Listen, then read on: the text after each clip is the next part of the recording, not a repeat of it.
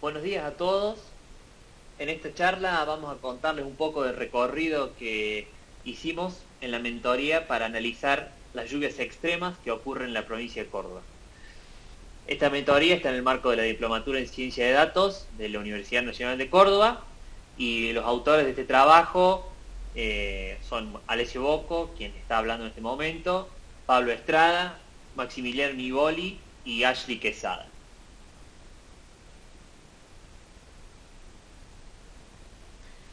Las tormentas y las lluvias extremas que ocurren en esta región son aún un desafío para la ciencia y son estudiadas por científicos de todas partes del mundo por su intensidad. Los eventos extremos, por definición, son muy poco frecuentes, pero cuando ocurren tienen impactos devastadores en distintos sistemas, urbanos, rurales, etc. Como podemos ver en las imágenes, las inundaciones que impactaron severamente a la provincia en el año 2015. Aquí en la figura de la izquierda mostramos un mapa con la lluvia diaria caída a mediados de febrero del año 2015 que causó graves daños en la provincia. En el noroeste provincial, los acumulados alcanzaron más de 100 milímetros según los datos de CHIRPS de sensores remotos. Pero como veremos más adelante, estos datos deben ser usados con bastante cuidado. Los puntos en el mapa, los puntos blancos, corresponden a las estaciones meteorológicas utilizadas en este estudio. Y el área marcada en blanco corresponde a la cuenca del Carcarañá, que será el objetivo principal de análisis de este estudio. Específicamente, se utilizaron las estaciones remarcadas en los círculos rojos, la estación La Florida, ubicada sobre las sierras de Córdoba en el oeste provincial, y la estación meteorológica de INTA Marco Juárez en el extremo opuesto. En la parte derecha de la pantalla se muestran dos gráficos de barras. Ambos muestran la precipitación media mensual para las dos estaciones que mencionamos, Marco Juárez y La Florida. Una característica importante de esta región es el régimen de precipitación, que es del tipo monzónico. Esto quiere decir que la lluvia se concentra en más de un 60% en los meses estivales. Por lo tanto, utilizar años calendarios para su análisis no es del todo correcto, ya que se dividiría la época de máximos acumulados en dos. Es por esto que hemos definido lo que se conoce como un año hidrológico. Estos años hidrológicos en esta región comienzan en los momentos de mínimos acumulados, es decir, comienzan en el invierno, específicamente en el mes de julio, y finalizan en el mes de junio del año siguiente. Para comenzar con el estudio del dataset, lo primero que realizamos es el análisis exploratorio. Los datos estacionados pertenecen al Servicio Meteorológico Nacional, al Instituto Nacional de Tecnología Agropecuaria y a la Secretaría de Recursos Hídricos de la Nación. Las variables que utilizamos fueron precipitación diaria, temperaturas máximas y mínimas, velocidad de viento, brillo solar y humedad relativa. Lo primero que realizamos en el análisis exploratorio es verificar los valores faltantes. Esto en las series climáticas ocurre frecuentemente, dado que la obtención de los mismos dependen de personas y lo mismo ocurre con las estaciones automatizadas. Esto sufre los efectos del ambiente en el que se encuentra. En la tabla superior podemos ver que los primeros datos del dataset los contienen. En la tabla inferior podemos ver que se encuentran muchos datos perdidos. Los datos perdidos son los que se encuentran en NaN. El brillo solar, por ejemplo, en 5 estaciones no se contaron. La humedad relativa en 4 estaciones no se encontraron. Los outliers son datos valiosos para nuestro análisis. Como podemos ver en la figura de la izquierda, se encuentran muchos datos con valor cero, lo que significa que son días secos. Si a ellos los tomamos como outlier y los quitamos, podemos obtener más estudios de esa variable. Como dicho anteriormente, este valor no se puede quitar, dado que es importante. Aquí podemos ver la precipitación máxima diaria de todas las estaciones en las cuales se tomaron los datos. Podemos ver que se ajusta a una distribución de tipo extremo. Esto representa una dificultad al momento de realizar el análisis. Entre todas las estaciones, el gráfico pertenece a la estación de Marcos Juárez. Podemos ver que se grafica la PMDA junto a la media móvil de 5 años. Esta se utiliza para suavizar los datos y resaltar alguna tendencia.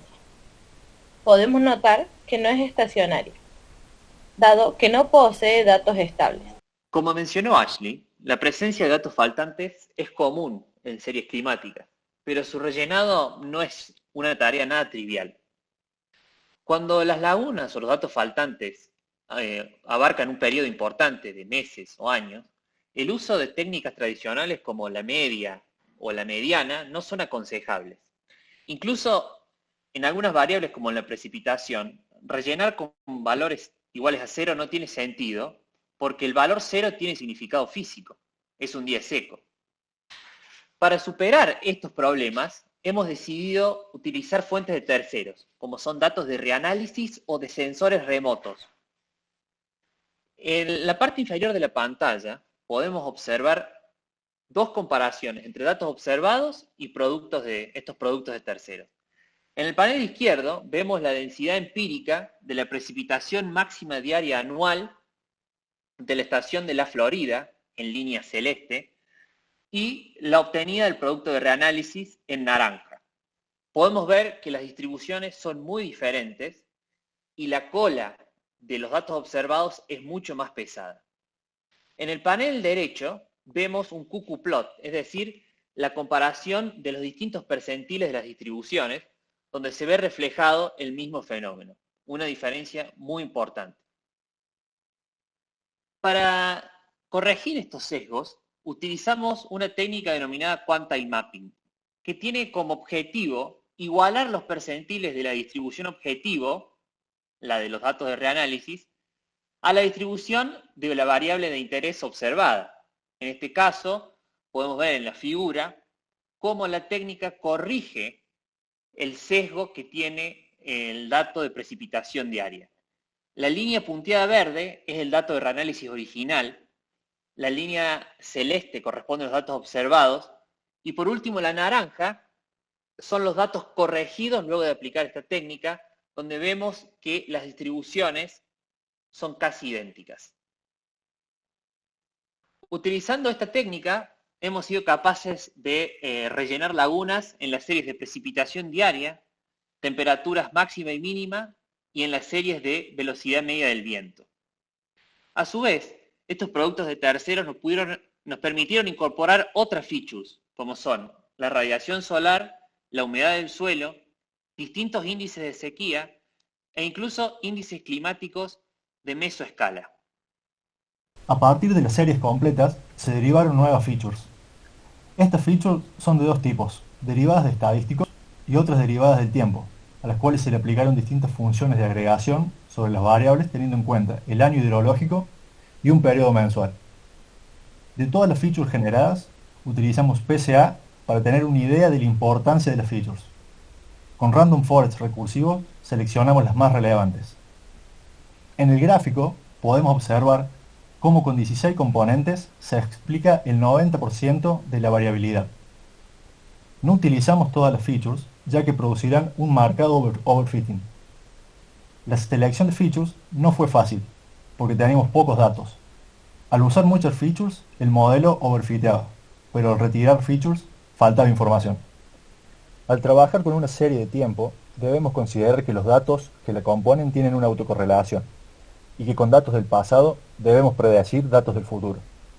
Es común que los modelos se ajusten con ventanas móviles, para identificar el efecto de la falta de estacionariedad de los datos. Los modelos con los que trabajamos fueron regresión lineal, red neuronal, multilayer perceptron regressor, K-nearest neighbor, random forest, support vector machine, decision trees y XGBoost. El box plot muestra la dispersión del error absoluto medio para cada uno de los modelos que entrenamos.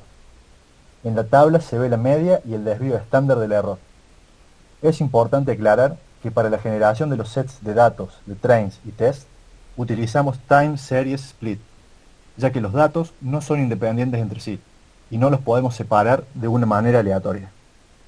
Los scores obtenidos no son estables, y esto se debe a que los datos con los que contamos no son suficientes. De todas maneras, concluimos que Random Forest es el que mejor se comporta. Después de ajustar los hiperparámetros del modelo, podemos ver los resultados en el gráfico. La serie original en color azul y la predicción en color naranja. También se puede observar cómo a finales de la década del 80 hay un quiebre en la serie de tiempo que es estadísticamente significativo, un cambio de tendencia. Y como se muestra en el gráfico, no pudimos suplirlo por la poca cantidad de datos con los que contábamos, ya que justo nos coincide con la separación de los datos en los sets de train y test. Las conclusiones a las que llegamos son que la distribución espacial de las estaciones meteorológicas dificulta el modelado de eventos complejos a escala geográfica, que la longitud de la serie es muy acotada, lo que nos dificultó el ajuste y posterior validación de los modelos, y que el modelo que mejor se comporta al combinarlo con el análisis de componentes principales fue Random Forest. Muchas gracias.